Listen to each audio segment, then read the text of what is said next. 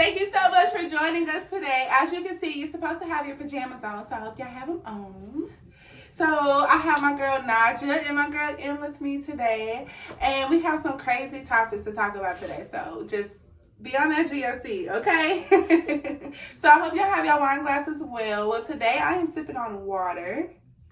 And Naja and M was sipping on Sutter Home's Moscato, but they said they didn't like it. So. It's all right.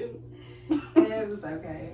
They said they didn't like it. Listen, if you haven't even caught the tea yet, I'm really the drinker friend. Like, I'm the friend that drinks, like, I drink.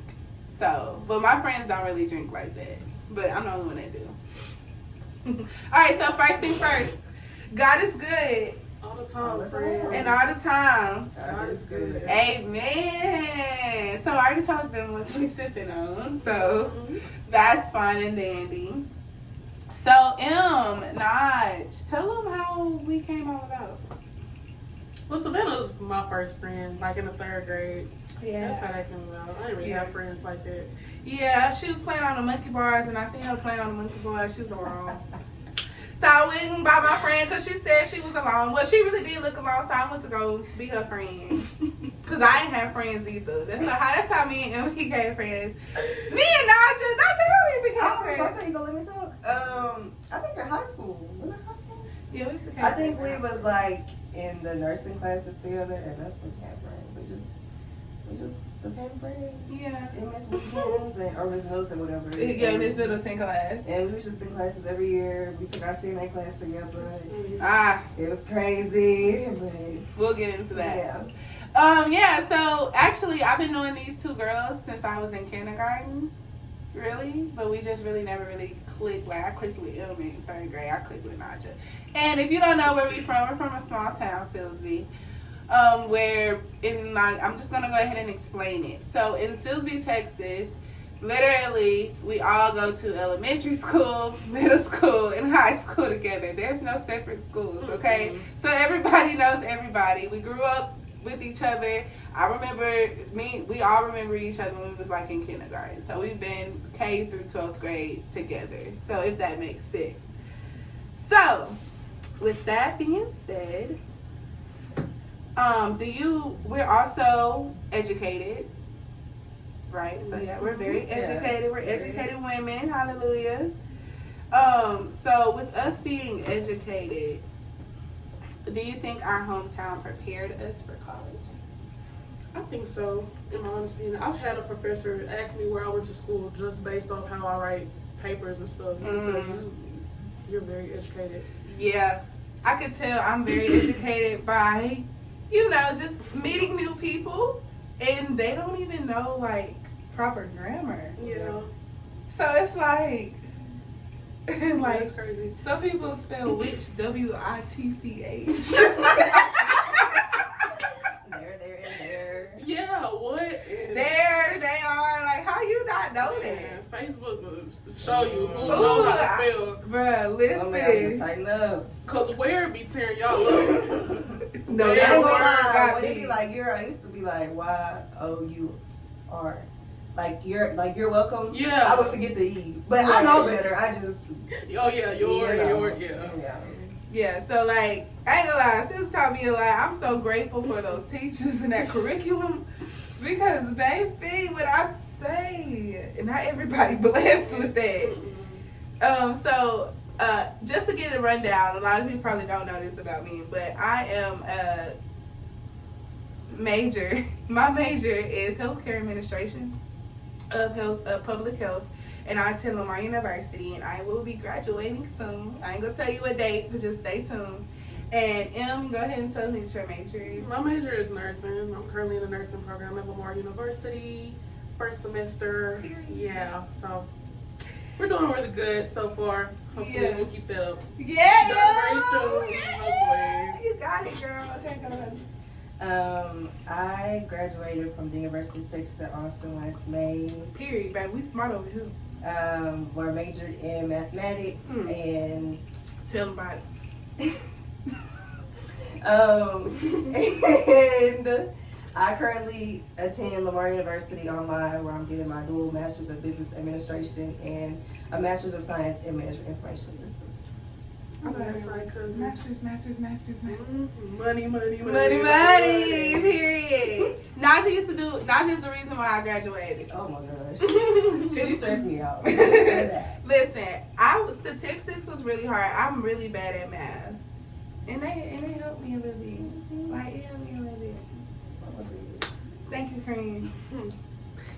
So back to our school district. We from Silsbee ISD. Stop looking at the camera. Y'all stop looking I at the camera. can't help it. Like, What was you looking at? Me. Oh.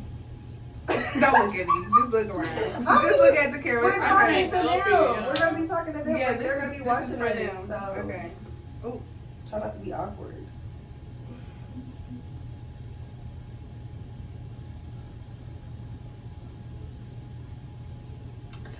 So back to what we were talking about for the Silsbee ISD. So we're from Silsbee, Texas, right? A small town. And so for the outsiders that are listening to this, hopefully you guys can relate to what me and M and Naja will be discussing today. Let me just get them a rundown. So our city, right, is predominantly white city. As you can see, we're melanin. We're melanin. Our city is very supportive of one of each other. It's a 6,000 population. We're very small, but we're always been like a family. And in this city, like, it's a predominantly white city. So we became friends with people outside of our race. You know, we just always just like grew up together. We was just always mixed with each other. I want to talk about this topic because this is something that we barely even talk about, especially within our community, because it do exist. And now when I was growing up, I really didn't pay attention to it. I didn't. I'm not gonna lie. I didn't pay attention to it. I thought everybody was my friend. Like, I always thought that we were just like my classmates. We were really close growing up, so I just really felt like we were always like a family or whatever. But I want to talk about the racism that we did experience now that I am older and I can think about like my memories, and I can know for a fact that I did experience racism within this community. Not even with just the community, just in school, period. So am I the only one? Have y'all ever experienced racism in our years in our school district? Personally, no. Okay. But there was this one time at a basketball game, at one of my basketball games in Hampshire Finette, where this man was sitting behind the bench calling us the N-word. I didn't hear it myself, but I guess my coach did. She called my daddy over there. He came and sat behind the bench. It was just making sure everything was like, he was asking me, he was like, do we have a problem? And he was like, do we have a problem? I was like, oh my God. I was just turning around. But yeah, personally, I really haven't experienced that, thankfully. Yeah. Hope it stays Okay, that way. okay, so do you guys remember like the Confederate flags? Bro, yes. Oh my That was a God. phase. They used to come to school in them big old trucks with them. Stop laughing! I can't help it. I know I'm moving. They used to come to school with them big old flags. Like, they did. They did. And you know what? I don't think that it's got something to do with racism because I'm very much educated. So basically, Confederate flags is something that they used during the Civil War. And the Confederate Army were the ones who didn't want slavery to end. But it is a part of their culture, and I've learned that. That's a part of their culture. But to us, it means a different meaning. So that's why it can become offensive. But what kills me is that it was allowed for them to do that. Like, that was something that was allowed to. I was called a coon. Okay. I was called a coon in 10th grade by one of my classmates. Called you that. No. Okay. Stop. Oh, Y'all, this is a yeah. serious Oh conversation. my God. Okay, so I was called a coon in 10th grade, right? And at first I'm like, okay, he called me a coon or whatever. But I'm thinking he just called me a raccoon. You know, everybody talking about me anyway. But when you think about it,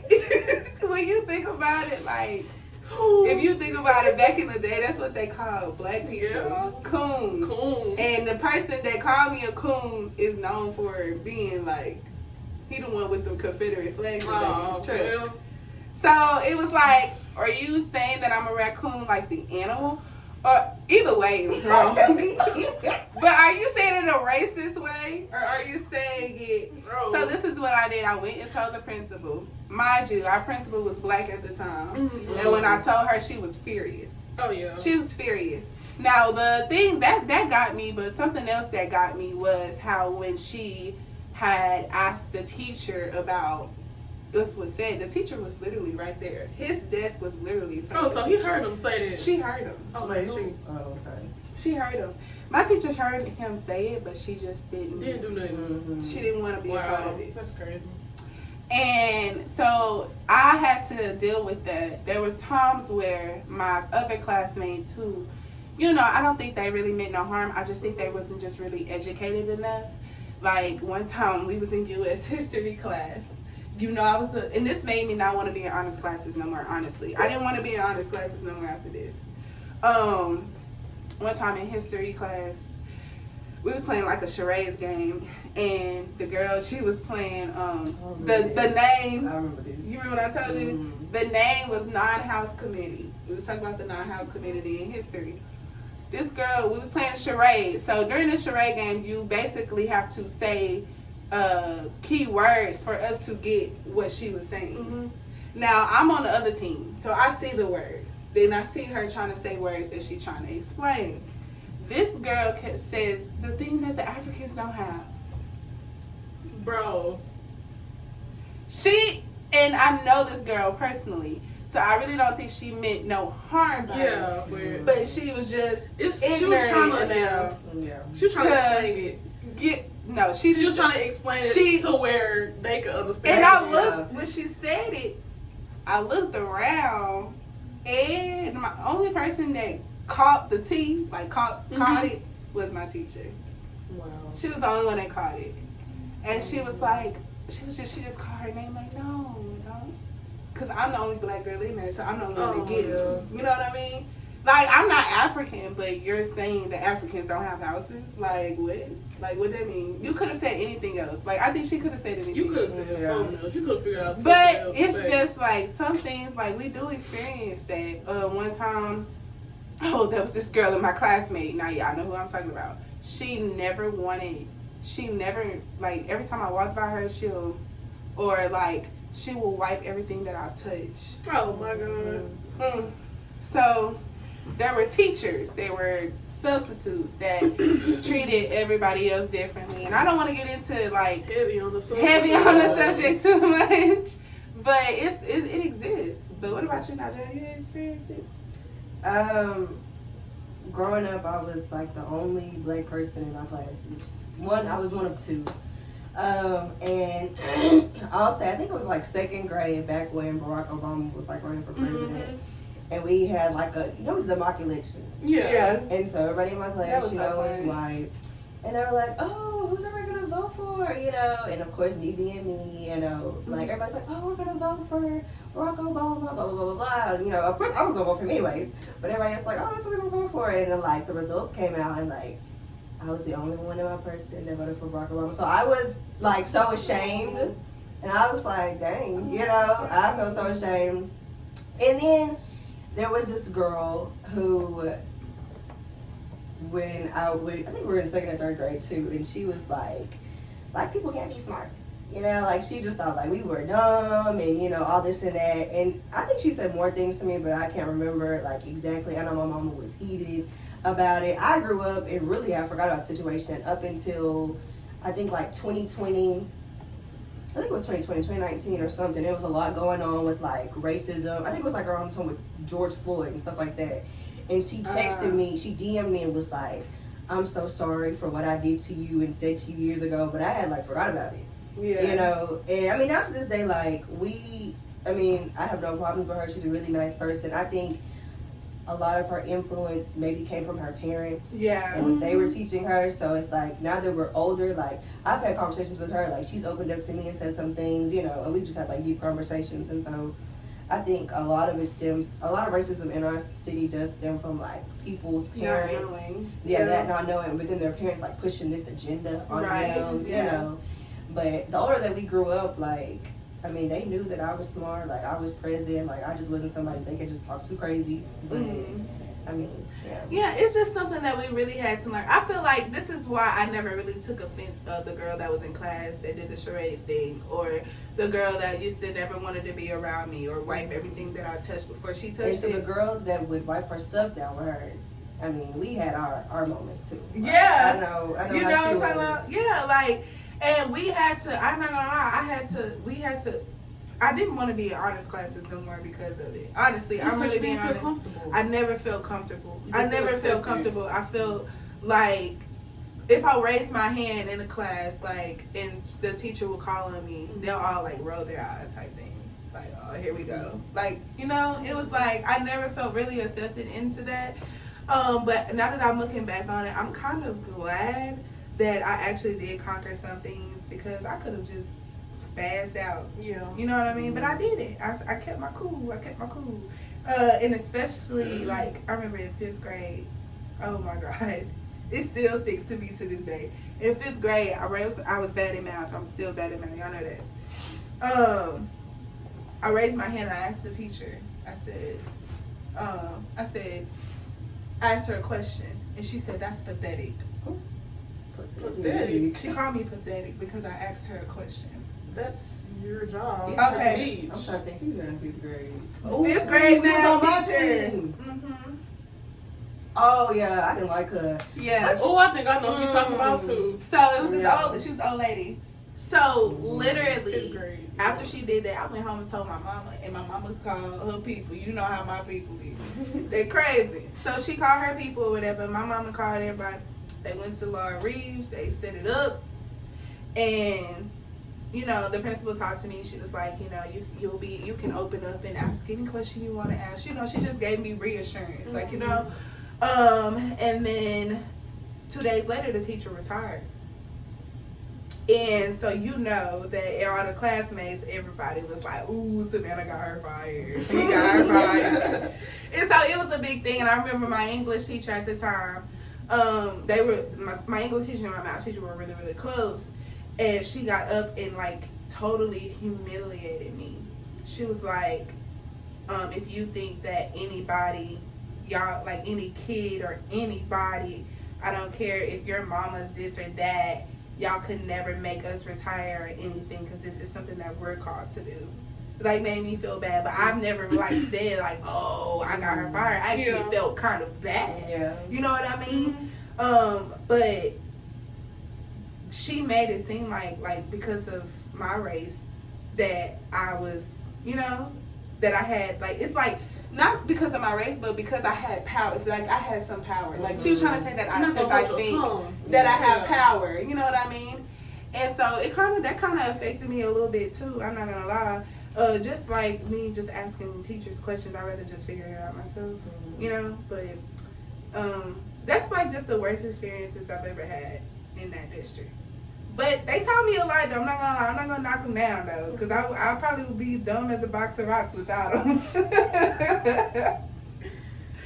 So, alright. So, like, why is your education important to y'all? I feel like your education will take you far further than anything else. Like, even if you're an athlete, like how I grew up playing sports, went to college, all that. Oh my God. Went to college, all that. Once that ball start bouncing, or whatever sport you play, once you're done with it, like, that's it. But getting that education, getting those degrees, they're going to carry you to where you need to be in life. Like, you can never take that back. That's something you'll always have. So that's why I feel like it's important. It'll get you in a lot of places, get you through doors that without it, you won't be able to do that. So, what about you, Naja? I would agree too. I think education is very important, just to showcase like who you are. For me, I hate when people are like, college is a waste of money or college is a waste of time. It's a scam. To me, I feel like it's everything that you put into it. Like, if you don't show up, then it's going to reflect in that manner. And I mean, and don't get me wrong, it's like some things you pursue in college and it's like, okay, you know, was that the right decision or things like that. Like, I even question myself with that, but like, I feel like it's all about the resources and like if you tap into what's available to you for like life after college, you know? Yeah. So yeah, like I figured that too. Now for me, I come from a family where it's like I have educators, I have nurses, I have doctors, I have lawyers in my family, I have criminals in my family. You know what I mean? I have all types of dynamics, different dynamics. But the family that I grew up around, it was like education was my only way out. I didn't have a hobby. Wasn't good at singing. I wasn't good at rapping. I wasn't, like I feel like my education was the only way out. I was actually prophesied to at the age of like very young, and she said that she looked at me. I remember crying and stuff. She looked at me and she said, "As long as you put God first, everything that your purpose, everything you ask God for, it's gonna happen." So the only thing that I knew for a fact that my purpose is to help people. And so what I decided was, I said, well, I have to accomplish something in order to get my mission out there. And in order for me to get my mission out there, I have to get my education. So I feel like that's the only way I will be able to make it. If I do get an education, the only way that I'll be able to, make my family proud and stuff like that. So that is why I strive to get my education. That's why I strive to finish. I want to see my grandma. I want my grandma to see me actually get my diploma. You know what I'm saying? So it's like I want that really bad. So I think my family is what makes it important to me, because I want them to see me get it. So what made y'all pick y'all major? I always wanted to know this about y'all. What made you pick your major? I have a family full of nurses. My Mimi was a nurse. Yeah. My mom's a nurse. Uh-huh. I have an aunt that's a nurse. Just different people. So I just felt like that was a very rewarding career. And a very well respected. That's something we learned in orientation and stuff in nursing school. That's one of the most respected careers. Yeah, it is. So yeah, that's something that really stood out to me. And I think in a way I've always wanted to help people in some type of way. At first I wanted to go into teaching and coaching. Yeah. And then I decided to change to nurse. I just wanted to do something that had to do with helping people in some way. So that's why I picked nursing. I think you'll be a great nurse. I hope so. I think you're going to be making them laugh because you're goofy. Yeah. It's just a very rewarding career, so that's why I chose it. Why you chose nursing? Nursing. I mean, why you chose mathematics and stuff like that? Initially, when I applied to UT, I wanted to do accounting. Okay. But I didn't get into the accounting program. So I was like, okay, I like math, so why not? And initially I got in as a math major and I was going to do actuarial science. But the more I got into it, I was like, I don't think this is really what I want to do, Yeah. And so I just went ahead and did pure math with hopes of becoming doing something in statistics, analytics, and stuff like that. And then now for my master's, I knew I wanted to continue my education. So I get my master's, my MBA was something I knew I wanted to do. And then when I looked at Lamar, they had the dual program. And so I was like, okay, MIS, I like computers. And I enjoy just different databases. I'm just feeling so educated. I'll be like, okay, I know what I'm doing. I made this little diagram, it looked cute or whatever. So, but yeah. Going into tech, computers is my thing, numbers, so. I need you, girl. I'm gonna need you one day too. To go to, just in case I figure out my husband cheating or something. Oh, you can go hack into his stuff. I ain't doing no hacking. Ooh, you can do my taxes. I want to be the chief technology officer of a company one day. I see it, girl. The CTO. Yeah. Okay, girl. Yes. I chose public health of healthcare administration. Let me tell my story. So at first I wanted to be a nurse. As we all did. That was the number one thing. We all wanted to be a nurse. Literally, I was in every nursing. I was a CNA at 16. That was the plan. My family had it mapped out. That was gonna be my thing. Okay. What happened was, but no, because with healthcare administration, when I started working at the nursing home, I started to be like, dang, I could be a better administrator than this. I see that. I see it. So that was healthcare administration was in the back of my head. You know what I'm saying? I can't do that, but that's a lot of schooling. You know what I'm saying? Then COVID came. I went to college. I'm getting my prereqs for nursing. COVID came. Yeah. I decided I can't do this for the rest of my life. That was crazy. My advisor, she was getting ready for me to go to transfer to Lamar to start nursing school. And she asked me, she said, are you sure you want to be a nurse for the rest of your life? This is something, she said, nursing, I know everybody want to be a nurse because of the money and everything like that. But nursing is not for everybody. Mm-mm. You know what I'm saying? Like nursing, that is more than just going to work, helping people. Looking cute. Yeah. It's scrubs. It's more than that. You have to have the personality. You have to have the purpose, the mission. Yeah. That gotta be in you. So I realized nursing ain't for me. I can't do it. So I started looking at the bigger picture. With healthcare administration, I would be administrating health facilities. You know what I'm saying? I'll be on the business side of things. I don't think that I will be able to I don't think my mental will be able to put up with putting my life on the line for somebody else. Yeah. That's a lot. So I decided that I wanted to just be on the business side of things, do the paperwork, make sure everybody's doing, state laws and enforcing the state laws and things like that. And I think that will be able to help me. Now, I don't know if y'all been to a facility lately, but it seemed like these nurses or it seemed like these doctors, they don't care. See, I want to change that. I want to make healthcare facilities a better place to come to work at for employees and like nurses, doctors, and staff. But I also wanted to make it a better place for patients and residents as well. So I think that my purpose is great, and I love the elderly. I really want to be a nursing home administrator. Yeah, that's something different. You don't just think people don't do that. Yeah. And they make a lot of money, But something comes with it though. You have to have a job. You have to have a purpose for it. So I think that personally is like very passionate for me. Like I can't wait. I got 2 more years left, girl, and I'll be up there. Might be working together one day, friend. I know. That'll be so much fun. Okay, so we're going to talk about entering your soft girl era. You ready to talk about that? Yes. That's something that's a big goal for me. That's a goal? Yeah. I don't know. I feel like I just be stressed all the time. That's a little stuff. With little stuff. Me too. It's like school on top of just small things. I don't know. So I gave y'all to time to get 4 things together about your soft girl era. Did y'all write it down? Nope. I've been trying to think about it. 4 things.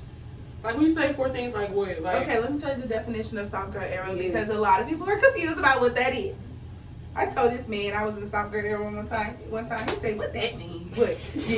He think it means you sleeping or talking to multiple people. No. But I'll tell you what a soft girl era is. A soft girl era is where we focus on self-care, prioritize ourselves, manifest a life of ease, peace, and patience, go with the flow, and not try to force anything. Hello. Okay, I'll take that back. I think I'm entering that season right now. On top of, other than school, like I feel like I'm just, it's like I go with the right flow now. a lot. Just let stuff be. Don't try to force anything. Just give it to God and just come on. Patience. That's been my little moment for quite some time. Patience. Okay, pause. Let me tell y'all something about these two. With these two. Oh Lord. Let me tell y'all She something. want to tell somebody. She don't want to tell somebody about themselves. I tell people about mine. I know about me. Oh my God. So with these are both of my friends that I can come to about anything. But the thing is with them though, I have to figure them out. Like I don't know what they be doing. Like I have to. Naja went and got baptized. It didn't tell nobody. That's the best life. Yeah, that's the best moment of your life. Cousin. You should have told us that you got baptized. I would have been there front and center. What? I would have been there. That's the stuff that I be talking about. Then one time, she talking about she got a ring ceremony to tune in. I'm tuning in to the ring ceremony. This girl crossing to be a dancer. I said, wait a minute. I said, oh, friend. Oh, you know my what's God. crazy? I was calling this girl every single day leading up to that ring ceremony. So I'm like, okay, friend, hold on, cause friend, that's why you been not answering the phone. That's why you been coming home like, yeah, I know why you gotta keep it on hush. But everything started coming That's together. sweet. Them It girls was are really so sweet weekend, secretive. They're very secretive. Like, I have to figure them out. It ain't just on purpose. I know. It's not on Just purpose. be leaving. Yeah, I know. it's not on purpose. But so that's why I say that, because Renan just says patience and stuff like that. Who you being patient with? Myself. Oh, okay. Oh my god. I'm I'm sick of her. You should have seen y'all look at the camera. I'm sick of her. Alright, so this is okay. I'm just gonna name mine. I named 8 anyway because I know they were gonna do it. So, Well, dang. alright. So the 8 objectives that I have for soft girl era. This is how you be soft girl era. Let me tell y'all. Let me teach you something. I'm not yelling anymore. I'm not over explaining myself. Oh no, that's a big one on my list. I'm not arguing with people who don't want to come to a conclusion. Hello. I'm gonna repeat that again because a lot of people don't get it. They're probably gonna get it the second time. I'm not arguing with people who don't want to come to a conclusion. Like, if you don't want to come to a conclusion, there's no point. I'm not complaining about things that I can't control. And I'm comfortable enough to go to places by myself. Oh, yeah. I don't need nobody to go with me. I can go by myself because I love myself. It's basically just being at peace. You know what I'm saying? Just being at peace, knowing that you're going to be okay in every circumstance. And even in a relationship, you don't got to over-explain yourself to that man. For what? Or a woman. Especially if y'all not married. Y'all got to stop giving these men doing wifely things for these men that don't gave you no title. You is not my husband. I don't gotta listen to nothing that you have to say. Maybe that's why I ain't got a man though. So I'm just gonna shut up. That's the case. I ain't gonna help with you. Okay. But it's just like some things that I'm not gonna over explain myself. Like, if I decided that I wanted to go somewhere, I don't want to explain to you why I want to go somewhere. I just want to go. After doing that for so long, you get to that point where you just don't want to do it no more. Yeah, like, you feel how you feel. Thanks. I feel how I feel. It's just okay. Whatever, bro. Whatever. Like, yeah, I feel that. So this is what I love about us. We have a relationship with Jesus. Shout out to our parents for real, because they did that. So how did you learn how to trust God through tough times? How did y'all learn that? I would say for me, like right now, after I graduated college, it was like I had a moment where, for me, everything in life has always been so easy for me. Like, just in high school, going to college. And so once I graduated from college and was hitting like a different phase of my life, like I was like, okay. Like, I pretty much had a plan of what I wanted to do and everything, but that plan like just did not even come, like that wasn't the reality. Like, I did not want to move back home, but I moved back home. Yeah. I was imagining being with a certain type of job, didn't get it. And so, like, I really had to, like, step back and think, like, okay, you know. Because even, like, I would see people, and they would be like, you're making sense. And it would kind of be, like, not discouraging, but it was just like, dang. Like, you know, like, it would be on my mind, like, okay, I have to go back home. Like, this is not what I wanted to do. But in that time, like I said, like, patience, like, I've just been, like, very, what's the word?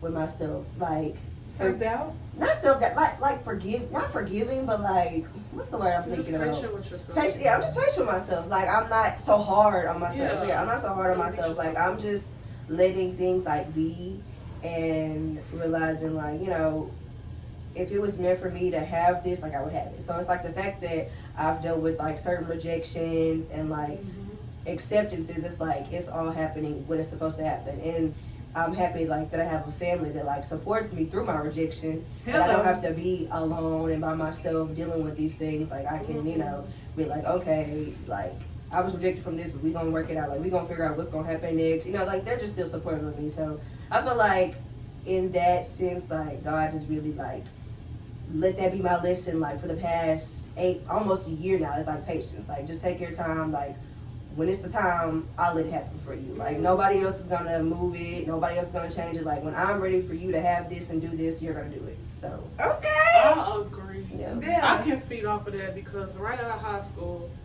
I went to school 12 hours away. I went to Kansas. Now, that was a big challenge for me. It helped to have a familiar face. You know, y'all know I had Landon with me. And it was other people up there from, like, around the 409 too. But that was just challenging for me because I didn't expect to do that. Like, I saw myself going to, like, either Lamar or maybe PV, somewhere like that. I didn't expect me to just go to a JUCO in the middle of nowhere, 12 hours away. But I built great bonds, and the staff there were just so amazing. They helped me do everything. I got finished with all my nursing classes. I could have went to a program up there, but I just did not want to stay away from family that much longer. So I graduated, got my first degree, came home. I committed to Wally, but I ended up leaving because I just hated it. And that's when I just felt like I was hitting a wall. After I left, I didn't know what I was going to do. I'm like, man, I'm supposed to be in somebody's school playing basketball, trying to earn my nursing degree. And I just felt so stuck, and I was so upset with myself. And then I talked about it with my family, and I was just thinking about it. I was like, man, I'm not ready to stop hooping yet. I got to go somewhere.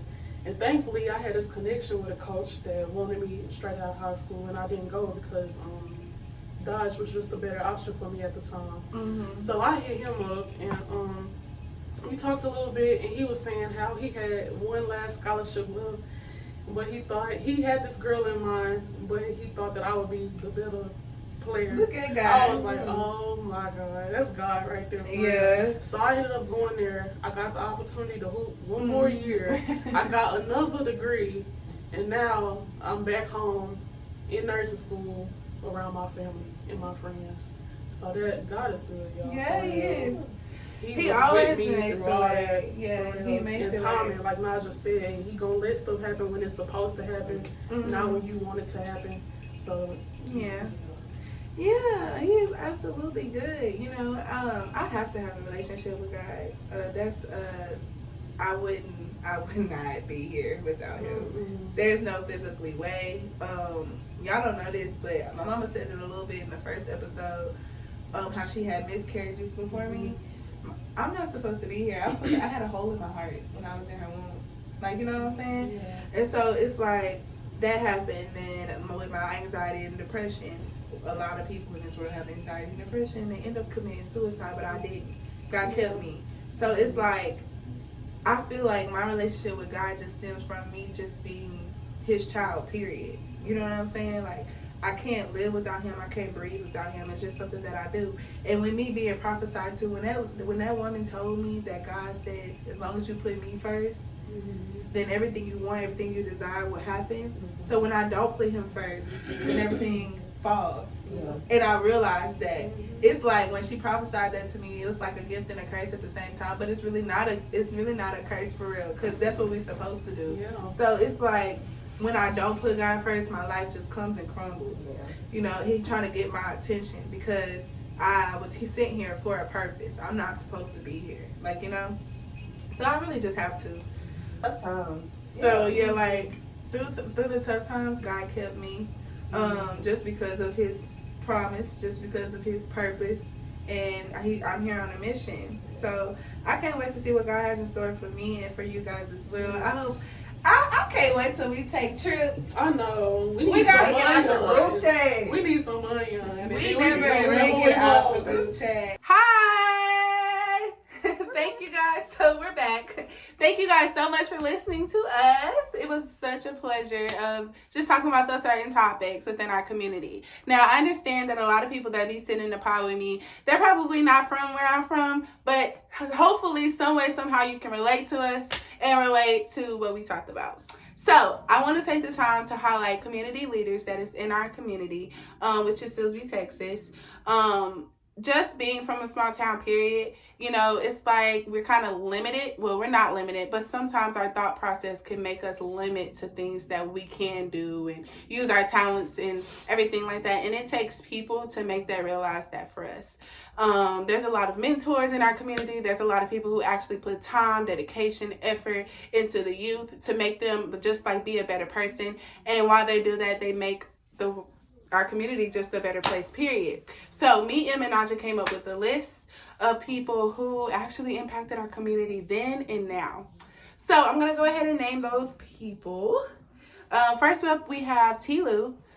Tilu, thank you so much for everything that you do. You kind of make this community fun, for real. And your support is like amazing. Donita Banks, thank you so much. This lady here is actually a part of my village. She has always been like a second mom to me. So not only did she impacted me, she impacted everybody. I would not know anything without Miss Banks. Like, she taught me everything that I know. Jacob Brooks, Ira Brooks, and Joe Sigler, thank you so much for instilling in the kids, and especially these young men as they go off into their different adventures. So we want to take the time to thank you guys as well. Tamika Renfro, Ricky Mays, Eric Foster, and Chris Barnes 88. We want to give you guys a shout out for everything that you guys do. It does not go unnoticed. Actually, without you guys either, I don't know where I would be. You know, you guys gave me a lot of confidence. So I just want to take the time and give y'all a shout out for everything that you guys do in our community, as well as I have some influencers down. Jenna Dyson, Yolanda Nan Avery, and Sherry Taylor. I want to give you guys a shout out because you guys actually influence us women now, coming from the same city as us, and see you guys prosper and do great. We want to thank you guys for everything that you guys accomplished and everything like that. I also want to give a little special shout out to my cousin Kadrian. Kadrian Wells, sadly his life was ended.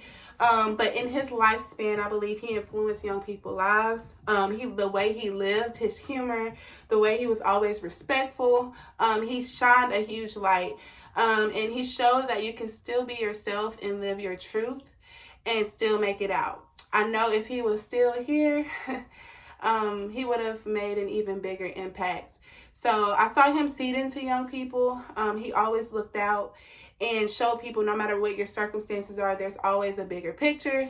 And our community is so easy to be a follower, but he's shown that you could also be a leader. And it's all right to have a huge heart. It's all right to lift each other up. And you may not have much, but you can go get it. And he was a true leader for real. So I just wanted to shout out the Huncho one good time. And to add to the end of the videos. in the cut with my twin, we be vibing. Hi guys, welcome to V's Pod once again. Okay, I want to start off with V's. This is too funny. I have my phone in my hand. Okay, I'm ready. I don't know if I'm ready. Hey guys, welcome to V's Pod once again. Thank you so much for joining us. I hope you guys got your wine glass. Today I have. We're starting over because that's. You gotta put that in there, bro. You gotta put that in there. That's too funny. Oh my god. Okay, come over. It's just. I don't look into my shorts. I don't want my tights to be short. I need some more water. My throat be getting. Hold on, let me put myself on D&D because I don't know if probably gonna piss me off. You didn't put your own.